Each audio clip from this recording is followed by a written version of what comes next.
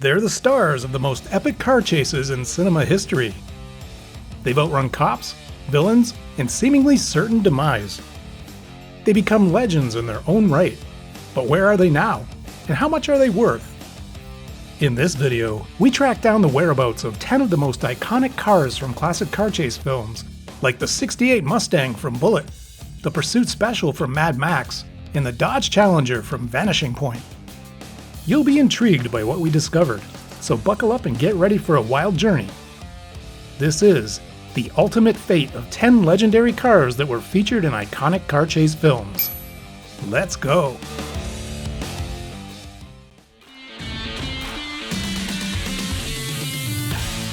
Gone in 60 Seconds, a favorite cult classic car chase film produced on a shoestring budget and remembered for its spectacular destruction of 127 cars. The star of the film was a yellow 1973 Mustang Mach 1 named Eleanor. Two Mustangs played the role of Eleanor. One was the hero car that got all the close-ups, and the other was the stunt car that did all the grunt work. Interestingly, they were both imposters. They were actually 1971 models that got makeovers to look like 1973 models. In a twist of irony, the hero car was mysteriously destroyed by H.B. Halicki, the film's writer, producer, director, stuntman, and star, but he never revealed the reason. The stunt car, on the other hand, barely survived a 128-foot jump in the movie, but not without sustaining severe damage. The yellow Mustang stunt car even made a cameo appearance in another Halicki film, The Junkman, released in 1982, looking as battered and bruised as it did after the jump in Gone in 60 Seconds. The damaged stunt car has always remained in the possession of the Halicki family, where it's currently owned by Denise Halicki, HB's widow, and sometimes over the years has been displayed at museums, events, and car shows.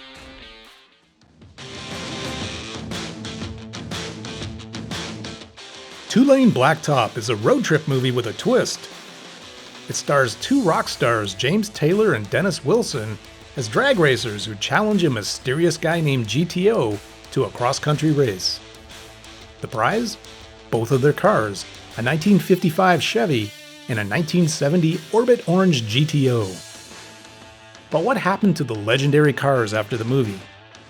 Well, the Chevy was actually 3 different cars and only one survived.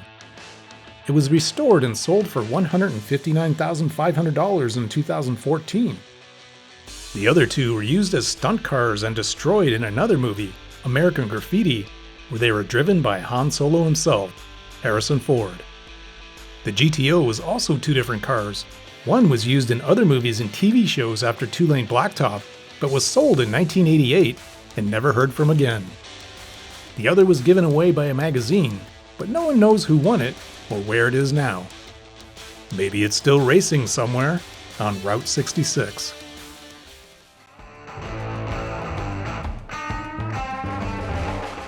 The Blues Brothers is a movie that has it all. Laughs, thrills, classic blues and R&B music, and a whole lot of car carnage. Jake and Elwood Blues are on a mission from God to save their childhood orphanage from foreclosure, but they also have a bunch of enemies on their tail.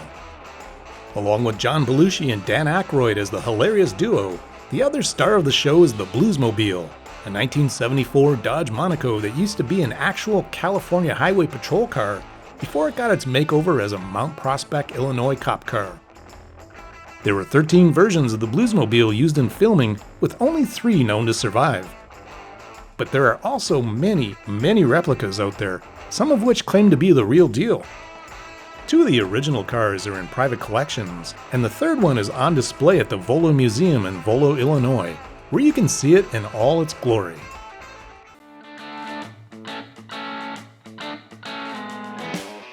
One of the most famous cars to ever appear in a car chase film would be the black and gold 1977 Pontiac Trans Am from Smokey and the Bandit. Critics didn't much like the movie when it was released, but the public sure did. It catapulted Burt Reynolds into a bankable Hollywood leading man and helped Pontiac sell a ton of Trans Ams. Pontiac provided the production with a total of 4 Trans Ams for the filming. 3 were 1976 models dressed as 1977s, and the 4th was a pre-production 1977 model. Reportedly, all 4 of these were destroyed during filming.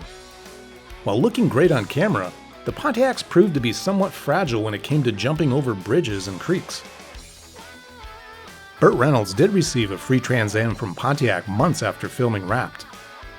He sold it in 2015, and it's been auctioned off a few times since then, with the last sale bringing in $695,000.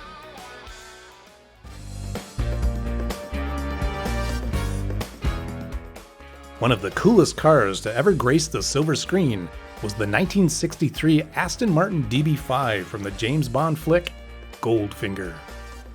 The film thrilled viewers with a plot that involved a suave British spy, a gold-obsessed villain, a flying circus of female pilots, and an ever-so-cool British spy car equipped with gadgets like machine guns, smoke screens, oil slick deployment, and even an ejector seat that came in handy when Bond needed to ditch a pesky passenger. There were two DB5s used for filming. One was the road car used for all the driving scenes that didn't involve the use of its onboard gadgets, and the other was the effects car that was filmed showing the gadgets in use. The effects car was used in a subsequent James Bond film, Thunderball, where it was heavily damaged, and then rebuilt by Aston Martin and sold to a collector in 1968.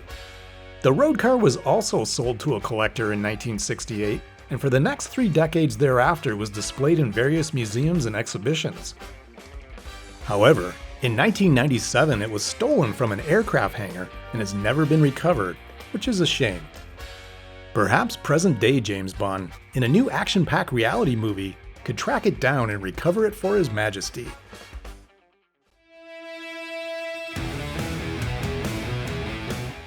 This next one featured the renowned Pursuit Special, piloted by Max Rockatansky, a former cop-turned-vigilante in the film Mad Max and its sequel, The Road Warrior. The Pursuit Special in both movies was the same car, where it was altered to include 2 huge fuel tanks in the rear in the Road Warrior film. After filming concluded, you might think that the Road Warrior's legendary ride would have a glorious fate after saving the day in the post-apocalyptic wasteland.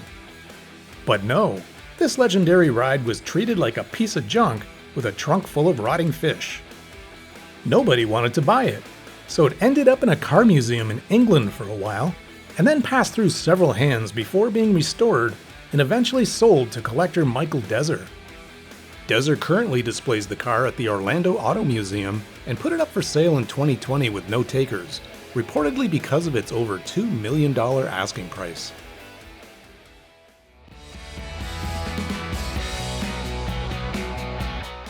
In one of John Wayne's last films, we find him portraying ex-Seattle PD detective Lon McHugh out to avenge his partner's demise and uncovering a boatload of corruption, betrayal, and violence that leads him to question everything he believes in. Helping him on his mission is his trusty steed, a sweet and rare Brewster Green 1973 Pontiac Trans Am Super Duty 455 nicknamed the Green Hornet that endures miles of chase action and abuse. But what happened to the cars after the cameras stopped rolling? Well, there were 3 or perhaps 4 of them. One of them might be hiding in a collector's garage, while another one was definitely crushed on screen. One of them was donated to a trade school in the mid-1970s, then sold to a collector who crashed it and never fixed it. It's still waiting for a makeover. The 4th one, if it exists, is anyone's guess.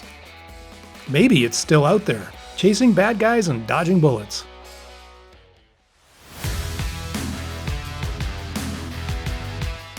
Vanishing Point is considered by some to be the pinnacle of 20th century car chase films. It stars Barry Newman as a fearless driver on an existential mission to deliver a 1970 Dodge Challenger RT with a 440 cubic inch Magnum engine from Denver to San Francisco in under 2 days. Chrysler Corporation lent the production 5 Alpine White Dodge Challengers as specifically requested by stunt coordinator Carrie Lofton for its desirable suspension, handling, and power attributes. The fate of the cars after filming Wrapped is somewhat unclear and controversial.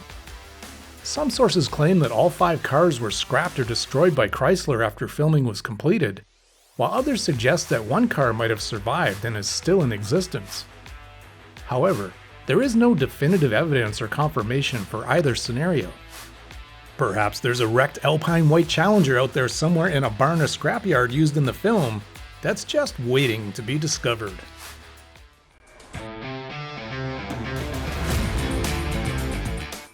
If you're a fan of car chase movies, you owe it all to one film, Bullitt. This 1968 masterpiece stars Steve McQueen as a renegade cop who drives a legendary car, a 1968 Highland Green Ford Mustang GT390. And he's not alone. He and his Mustang chase another legend, a 1968 Dodge Charger RT440. There were 2 or maybe 3 Dodge Chargers used in the movie. One was consumed in a fiery inferno in the gas station scene in the film. Another was either trashed or sold by a dealer after the movie. No one knows for sure.